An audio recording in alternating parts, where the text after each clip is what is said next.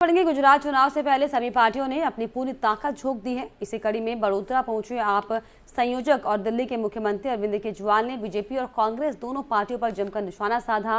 उन्होंने बीजेपी पर हमला करते हुए कहा कि मैंने बीजेपी जैसी निकम्मी पार्टी नहीं देखी। साथ ही साथ उन्होंने कहा कि आपके डर से बीजेपी और कांग्रेस इकट्ठी हो गई है। इसके अलावा उन्होंने क्या कुछ कहा आपको सुनाते हैं।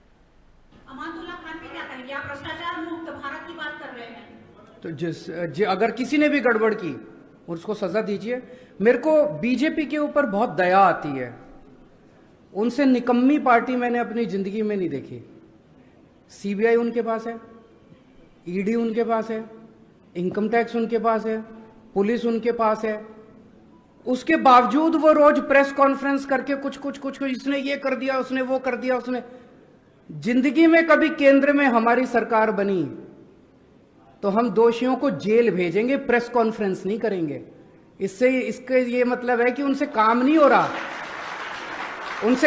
हो रहा, नौटंकी कर रहे हैं। सुबह से शाम तक बैठ के नौटंकी करते हैं। अरे किसी ने गलत काम किया, पकड़ के जेल भेजो दोषियों को। हमारे ऊपर इन्होंने 169 केस किए, 169 केसेस इन्होंने हमारे ऊपर किए। 135 में बरी हो गए, 34 पेंडिंग है। एक और चीज बड़ी इंटरेस्टिंग देखने को मिल रही है। ये दोनों पार्टियां हमारे खिलाफ इकट्ठी हो गई हैं। ये दोनों पार्टियां खूब मेरे को गालियां देती हैं। केजरीवाल कमीना है, केजरीवाल झूठा है, केजरीवाल आतंकवादी है, केजरीवाल ये है, केजरीवाल वो। दोनों की भाषा भी एक है, दोनों के शब्द भी एक हैं। दोनों पार्टियां मिलकर मेरे को गालियां दे रही है। मेरा कसूर क्या है? मैं कहता हूं कि हम गुजरात के लोगों की महंगाई दूर करेंगे। ये कहते हैं केजरीवाल कमीना है। ये पार्टियां नहीं चाहती कि गुजरात के लोगों की महंगाई दूर हो। मैंने कहा कि हम गुजरात के लोगों की बिजली मुफ्त कर देंगे। ये दोनों पार्टियां मिलकर मेरे को गाली देती हैं। ये नहीं चाहती कि गुजरात के लोगों की बिजली मुफ्त हो। मैंने कहा कि हम गुजरात के सरकारी स्कूल बहुत शानदार कर देंगे जैसे दिल्ली में किए। ये दोनों पार्टियां मिलकर मेरे पर अटैक करती हैं। ये नहीं चाहती कि गुजरात के स्कूल अच्छे हों, गुजरात के अस्पताल अच्छे हों। मेरा यही तो कसूर है कि हम गुजरात के लोगों की भलाई की बात कर रहे हैं और ये दोनों पार्टियां मिलकर खूब जबरदस्त तरीके से हमारा विरोध कर रही हैं। और अब देखना आने वाले दिनों में ये लोग खूब बड़े बड़े अपने राष्ट्रीय स्तर पे खूब बड़े बड़े नेता उतारेंगे। सारे आके मेरे को गालियां देंगे। केजरीवाल चोर है, केजरीवाल भ्रष्टाचारी है, केजरीवाल कमीना है, केजरीवाल ये है, केजरीवाल वो। और मेरा कसूर केवल इतना है कि मैं गुजरात के लोगों के भले की बात कर रहा हूं।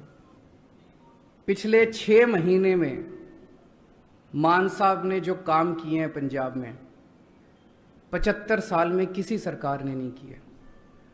पिछले 6 महीने में जितनी कट्टर ईमानदारी, आज 75 साल के बाद पंजाब को एक कट्टर ईमानदार और मेहनती सीएम मिला है। 6 महीने में उन्होंने 100 मोहल्ला क्लिनिक बना दिए, पंजाब के लोगों की बिजली मुफ्त कर दी, 17,000 नई नौकरियां निकाल दी, 8,000 कर्म टीचर पक्के कर दिए। इतने सारे काम भगवंत मान ने किए हैं कि इनके जो विरोधी हैं उनको उनके कामों में कुछ कमी दिखाई नहीं देती। तो अब कीचड़ फेंकते हैं कि मान साहब ने, सब झूठ है, सब बकवास है। वो बेचारा आदमी लगा हुआ है पंजाब के विकास के लिए, उसको रोकना चाहते हैं ये सारे विरोधी मिलके। जनता देख रही है, जनता उनके काम से बहुत खुश है। मैं उनसे ये पूछना चाहता हूं सारे विरोधियों से, अगर भगवंत मान 6 महीने में बिजली मुफ्त कर सकते थे तो इन दूसरी पार्टियों की सरकारों ने 75 साल में बिजली मुफ्त क्यों नहीं करी? ये सारा पैसा लेके कहां चले गए? पंजाब का पैसा किसने खाया? अमानुल्लाह खान पे क्या कहेंगे? गुजरात चुनाव को लेकर सियासी दल अभी से तैयारियों में जुट गए हैं। गुजरात विधानसभा चुनाव से पहले आम आदमी पार्टी राज्य में सबसे ज्यादा सक्रिय दिखाई पड़ रही है। और आज आप संयोजक और दिल्ली के मुख्यमंत्री अरविंद केजरीवाल जब बड़ोदरा पहुंचे तो एयरपोर्ट पर उनके सामने ही मोदी मोदी के नारे लगने लगे। हालांकि उन्होंने इस पर कोई प्रतिक्रिया नहीं दी, वे केवल मुस्कुराकर आगे बढ़ गए।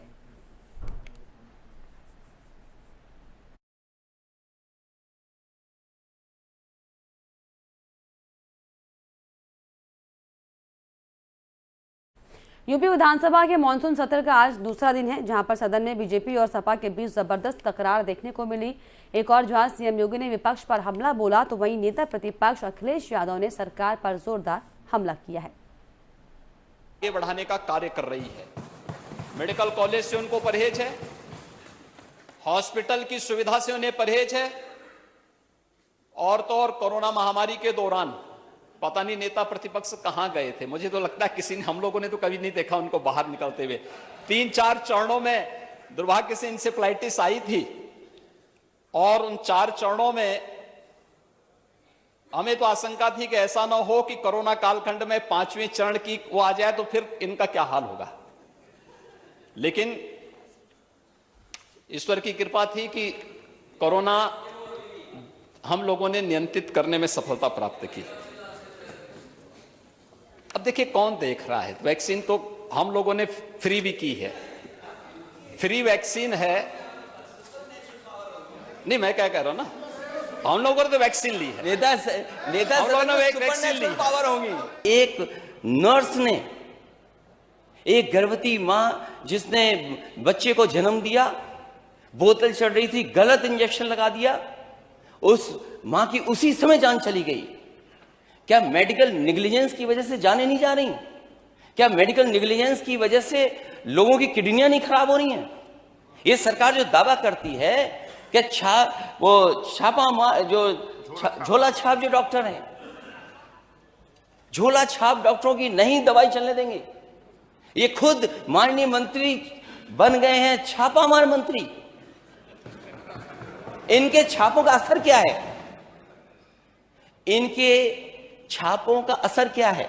एक बच्चे को, एक मां जो एक गोंडा के अस्पताल में एडमिट थी, जाने कहां से जानवर आया, किसके कारण उसको नोच लिया गया, जिससे जान चली गई। जब पत्रकारों ने हंगामा किया, शोर किया, सवाल पूछा, इनके पास, माननीय मंत्री जी के पास जवाब नहीं था। ये बढ़ाने का मवेशियों में लंपी नामक बीमारी को लेकर बीजेपी ने आज जयपुर में बड़े पैमाने पर विरोध प्रदर्शन किया। लंपी वायरस से होने वाली इस बीमारी से राजस्थान में अब तक 60,000 से ज्यादा मवेशी मारे गए हैं। जयपुर में प्रदर्शन के दौरान बीजेपी कार्यकर्ताओं की पुलिस से भिड़ंत हो गई। प्रदर्शनकारियों ने बैरिकेड्स तोड़ दिए और तत्काल कार्रवाई की मांग करते हुए जमकर नारेबाजी की है। वहीं बीजेपी इस मुद्दे को राज्य विधानसभा में भी उठाती रही। वहीं आज प्रदर्शन के दौरान विधानसभा घेरने जा रहे बीजेपी कार्यकर्ताओं की पुलिस से भिड़ंत हो गई। यही नहीं, जयपुर के मार्ग पर कार्यकर्ताओं ने पुलिस की बैरिकेडिंग भी तोड़ दी। प्रदर्शनकारी ने तत्काल कार्रवाई की मांग करते हुए नारेबाजी की गई। गौरतलब है कि राजस्थान में लंपी वायरस की वजह से बीते दिन महीनों में 60,000 से ज्यादा गायों की मौत हो चुकी है। वहीं 8 लाख गौवंश लंपी से संक्रमित हो गए हैं। बताया जा रहा है कि प्रदेश के 22 जिलों में लंपी चर्म रोग फैल चुका है। लंपी वायरस से हुई बड़ी संख्या में मौत की वजह से प्रदेश में दूध का उत्पादन भी घट गया है। वहीं दूध की कमी से कई जिलों में इसके दाम बढ़ गए हैं।